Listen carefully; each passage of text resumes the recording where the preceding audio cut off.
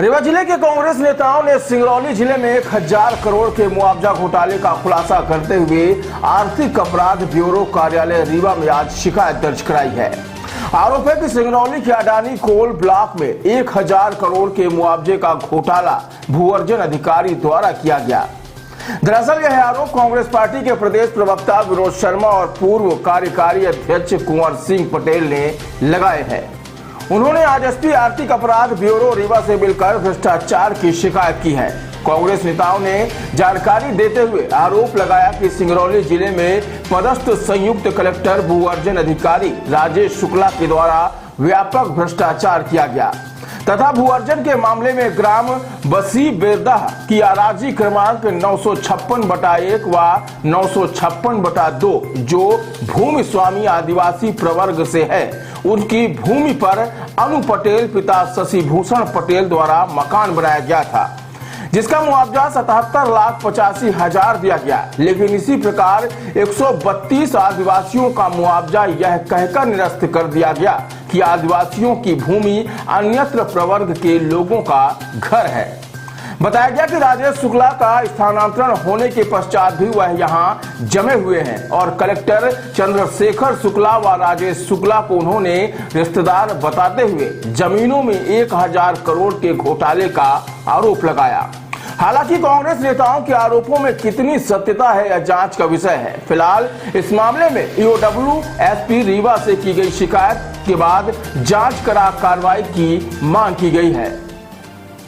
हम लोग आज आर्थिक अपराध ब्यूरो के एसपी साहब से मिलने आए हैं। जिस तरह से सिंगरौली में वहाँ पदस्थ भू अर्जन अधिकारी राजेश शुक्ला साहब हैं, इनका स्थानांतरण हो गया है, पिछले 4 साल से वहीं जमे हैं और सबसे बड़ी विसंगति ये है कि भू अर्जन अधिकारी अपर कलेक्टर से नीचे नहीं हो सकता, ये ज्वाइंट कलेक्टर हैं। इन्होंने किया क्या है, धिरौली जो कोल माइंस है जो अडानी को अलाट हुई है, उसमें 132 आदिवासी परिवारों को इन्होंने ये कह के उनका मुआवजा खारिज कर दिया कि आपकी ज़मीन में आदिवासी के अलावे घर बने हुए। ठीक है, आपने 132 आदिवासियों को खारिज कर दिया, ये ऐसा कोई नियम ही नहीं।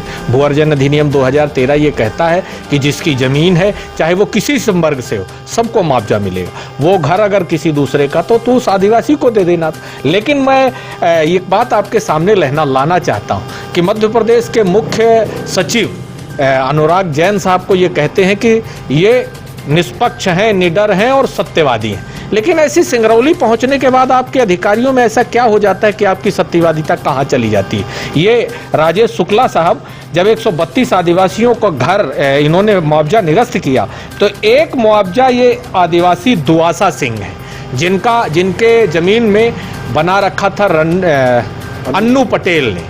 अन्नू पटेल का घर बना था, इन्होंने 77,85,000 रुपया अभी 25/9 को इन्होंने मुआवजा दे दिया। तो 132 आदमियों का आपने इस तरह किया, फिर एक आदमी को आपने दे दिया। ये मैं आपके सामने कुछ दस्तावेज रख रहा हूँ, ये वही राजेश शुक्ला हैं जो एक ज़मीन के निर्धारण के लिए इन्होंने एक सरकारी ज़मीन को रजिस्ट्री करी और उसका पूरा वर्णन दे दिया कि ये सरकारी ज़मीन ये है सरकारी ज़मीन, 998 नंबर शासकीय भूमि है, ये हमारे पास उसका खसरा, ये देखिए इस पे शासकीय भूमि दर्ज है।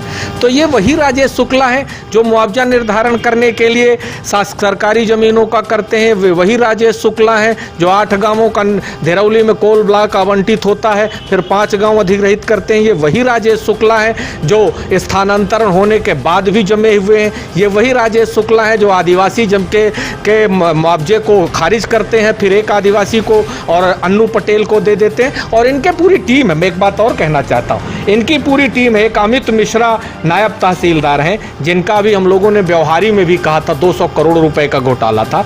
ये अमित मिश्रा भी उसी जैसे मुआवजे के लिए बटता है, मुआवजे के लिए पंचनामा बनता है, ये अमित मिश्रा के सिग्नेचर है। तो ये इनकी पूरी टीम है। और इस अमित मिश्रा जी ने जब वो किया था तो ये यहाँ पर लिखा हुआ है कि मकान मालिक भूमि स्वामी अन्नू पटेल पिता शशि भूषण पटेल है। मैं एक बात आपसे कहना चाहता हूँ, आज जिन 132 आदिवासी परिवारों को आपने मुआवजा नहीं देने का, घर का मुआवजा, जमीन का मुआवजा नहीं खारिज किया है, इसकी जिम्मेदारी कौन लेगा? देखिए, आपको पता है कि शिवराज सिंह चौहान जी जब मध्य प्रदेश के मुख्यमंत्री थे तो उन्होंने एक जिला सिंगरौली को सिंगापुर बना दिया था। शिवराज सिंह चौहान कहा करते थे कि यह सिंगापुर है। अब सिंगापुर बना कि नहीं बना, पर वहाँ का जो भ्रष्टाचार है वो इतना ज़्यादा हो गया कि सिंगापुर, अमेरिका, चाइना, जिस जिस देश की कल्पना करेंगे सोच से परे।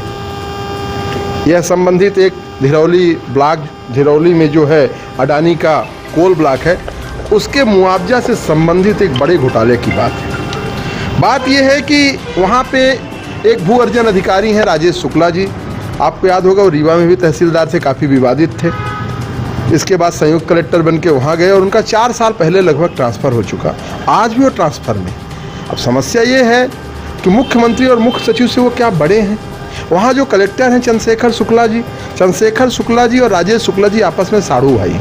वहाँ एक नायब तहसीलदार है अमित मिश्रा, इन सब का एक काका से गैंग है और वो गैंग का संरक्षक हमारे रीवा वाला मास्टरमाइंड राजेंद्र शुक्ला जी ही हैं।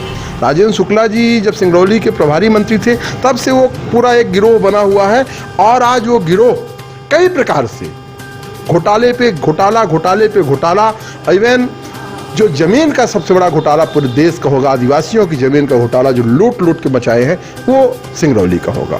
अब इसमें तथ्य क्या है? तथ्य धिरौली में ही भू अर्जन खाता क्रमांक 224 से जुड़ा है। तो जो भू अर्जन खाता से जुड़ा है तो राजेश शुक्ला भू अर्जन अधिनियम 2013 की पूरी धज्जियां उड़ा रहे हैं। मुख्यमंत्री कहते हैं कि जीरो टॉलरेंस पे काम हो रहा है, पर हकीकत ये है कि वहाँ पे 132 लोगों का प्रकरण बनता है और जिसको पूरी की पूरी तरह से राजेश शुक्ला सारे के सारे प्रकरण को खारिज कर देते हैं। उन्हीं 132 में से, उसी 132 में से एक दुआसा सिंह आदिवासी हैं, उनके ज़मीन पे एक अन्नू पटेल मकान बनाते हैं। कौन सा गेम है, कौन सा गेम नहीं है, उसी 132 का जिसमें सबका खारिज कर देते हैं, उसी में से दुआसा सिंह का उन्होंने मुआवजा बनाते हैं। मुआवजा बनता है 77 लाख कुछ संबंध। जैसे 77 लाख दुआसा सिंह के अकाउंट में पहुंचता है, आप जांच करा लीजिए, सेम डेट पे उसी दिन उसी समय दुआसा सिंह के अकाउंट से पूरा का पूरा 77 लाख पैसा ट्रांसफ़र कहाँ हो जाता है? अन्नू पटेल पे।